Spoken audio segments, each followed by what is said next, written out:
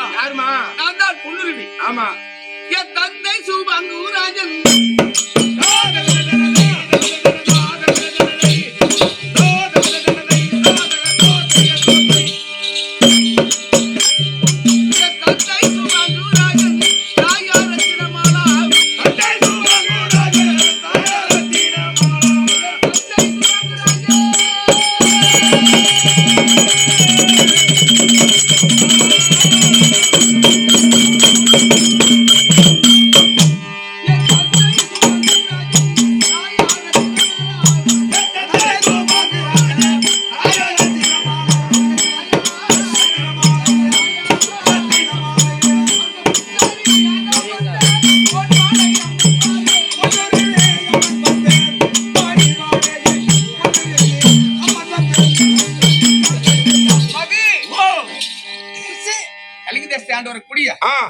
சுபாங்க சக்கரவர்த்தி சொல்லக்கூடிய ஆமா பொன்னிமகா ராஜனுக்கும் என் தாயார விளையக்கூடிய சுவேதாதேவி என்று சொல்லக்கூடிய ரத்தினமாலா அம்மையாருக்கும் திருமணம் செய்து சில நாட்கள் பிள்ளையாருக்கு இருந்து அந்த நாட்டிற்குரிய பெருவள் பார்த்து ஐயா பொன்பொருளை குவித்து வைத்திருக்கின்றீர்களே, ஆமா நீங்க பொண்ணை குவித்து யாகத்தை ஏற்படுத்துங்கள், அந்த யாகத்திரமாகவே உங்களுக்கு புத்திர பாக்கியம் கிடைக்கும் என்று சொல்ல வாட்டி சிறமேற்கொண்டு பொண்ணை குவித்து யாகத்தை தொடங்கினார். சுபாகு மன்னன் சித்தர்கள் முனிவர்கள் யோகிகள் வரவழைத்து யாகசாலையை சுற்றி அமர்த்தி தொடங்க அந்த நேரத்திலே பொன்னெல்லாம் உருகி ஒரு மாலையாக பிறந்து விட்டு, அதனால எனக்கு முதல் பெயர் பொன் உருகி அப்படி இல்ல பொன்னுருவி, இரண்டாவது மாலை ஆனப்படியால் பொன்மாலை அப்படின்னு பிறந்து இருக்கும்போது எங்க அப்பா அம்மா பார்த்தாங்க. பிள்ளை இல்லையே என்று நான் வருத்தமடைந்து புத்திரகாமேஷ் யாகத்தை செய்தேனே, பிறக்கவில்லையே அப்படி என்று அழுதுக்கல் சிந்தி கொண்டிருந்த போது ஆகாய மார்க்கமாக தேவ இந்திரனும் அவர் மனைவி இந்திராணி ஆகாய மார்க்கமாக சென்றார்கள் தேச வளர்ப்பும் பார்க்க. அப்போது அந்த அம்மையார் கேட்டார் புருஷனை, என்னன்னு ஐயா பூலோகத்தில் இது ஒரு யாகம் நடக்குது என்ன யாகம்னு கேட்டாங்க. அப்போ அவர் சொல்றார், என்ன யாகம் தெரியுமா?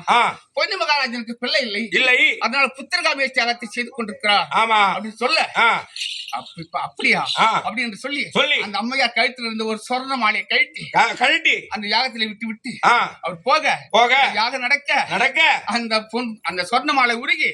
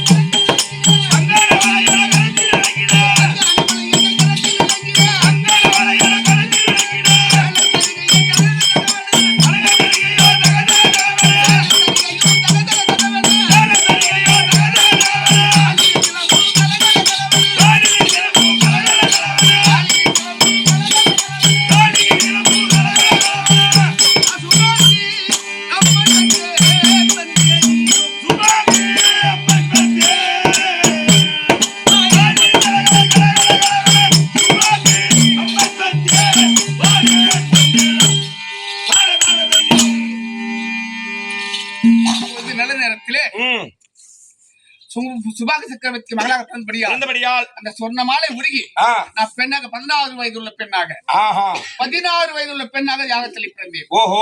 நான் மட்டும் இல்ல, பாரதத்தில மகாபாரதத்திலே அந்த பாஞ்சாலி அம்மா இருக்காங்களா, அவங்க ஒருத்தர் அங்க பிறந்தவங்க 16 வயதோட. ஆமா, நான் ஒருத்தி 16 வயதாக பிறந்தேன். அப்படி இருக்கும் போது இந்த நல்ல நேரத்திலே என் பொண்ணுக்கு பிறந்து 16 வயசு ஆயிடுச்சு. இருக்கட்டும், டைம் இல்ல.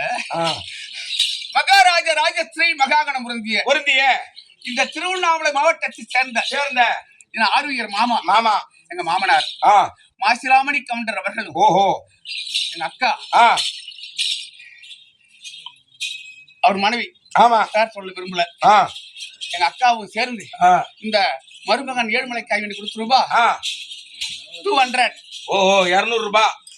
ஆமா அவர் மாசிலாமணி அவர் நானு சுவச்சுல பழகுவோம் மருமக மாமனாரா இருந்தது இல்ல அதனால இருவரும் கொடுத்திருக்காங்க. ஆமா இந்த 200 ரூபாய் கொடுத்திருக்காங்க. அவர் பங்கிலே காலம் சென்ற உண்ணாமலை அம்மா எங்க அண்ணி அவர்கள் இருந்து மலை போல வரக்கூடிய வினைகளை போல நீக்கி வைக்க வேண்டும் என்று 1 ரூபாய் கொடுக்க 9 ரூபாய் மலை போல வளர வேண்டும் என்று பிரார்த்திக்கிறேன். சுபே ஜெயம். மகாராஜ ராஜஸ்ரீ மகன பொருந்திய எங்க மாமா வேலாயுத கவுண்டர் மகனா விளங்கக்கூடிய ராஜ மருமகன் ராமமூர்த்தி மகள் வாசி அம்மையாரும் எனக்கு காய் பண்ணி கொடுத்து ரூபா 100. ஓ 100 ரூபாய். ஆமா கொடுத்திருக்காரு. அவர் பங்கிலே எங்க மாமா கலைஞர் வேலாயுத கவுண்டர் அவர்கள் சாரூப சாமீப சாய்ச்சி சொல்லக்கூடிய 4ஆம் பதவி சேர்ந்து எங்க மருமகனும் மகளும் பல்லாண்டு பல்லாயிரம் ஆண்டு பல கோடி 100,000 ஆண்டு அண்ணாமலையார் அருளை பெற்று அண்ணாமலையார் அருளை பெற்று மக்கள் சம்பத்து மட சம்பத்து பிள்ளை சம்பத்து பேரப்புல சம்பத்து படஞ்சம்பத்து பாக்கிய சம்பத்து பொருள் சம்பத்து கல்வியிலே கலைவாணி போலவும் செல்வத்தில் லட்சிய போலவும் வீரத்தில் ஈஸ்வரை போலவும் அவர் கட்டிய மாங்கல்யம் உண்ணாமலை மண் மாங்கல்யம் போல காஞ்சி காமாட்சி மதுரை மீனாட்சி காட்சி விசாலாட்சி மேல்மருவத்தூர் ஆதிபராசக்தி மேல்மலையூர் அங்காளபுரம் மாங்கல்யம் போல என்றைக்கு ஒற்றுமையாக சொந்த பந்தத்தோடு சம்பந்தி சாயங்கள் அங்காளி பங்காளி மாமனார் மாமியாரோட பேரும் புகழும் பெற வேண்டும் என்று அந்த கடவுளை பிரார்த்திக்கிறேன். ஊருக்கே வாழ்த்து கொடுத்துருமா மகாராஜ ராஜஸ்ரீ மகனை பொருந்தி இன்னும் என் அக்கா மகனா விளங்கக்கூடிய விளங்க முடியான கமலக்கண்ணன் அவர்கள் அவர்கள் என் அண்ணன் மகளை விளங்கக்கூடிய